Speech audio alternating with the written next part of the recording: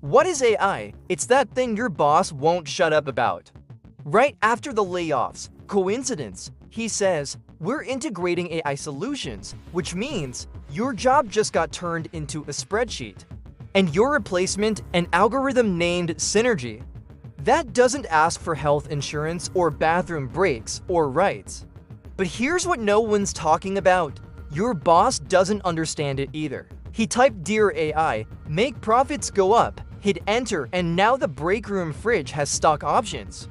Meanwhile, middle management, they're retraining to prompt engineer their own demise. Please write a memo about Q3 projections. Cool, now your LinkedIn bio is written in binary. But that wasn't even the worst part. The AI didn't just take your job.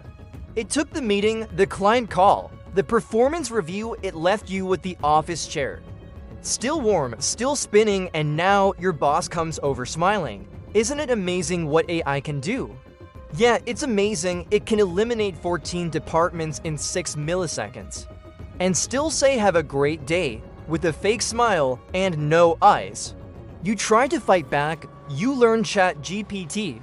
You prompt like your rent depends on it, but guess what? The AI learns faster, cheaper, and it doesn't cry in the break room. You ask, what do I do now? Your boss says upskill, then vanishes into a Zoom background of Tahiti. The truth, AI isn't your coworker.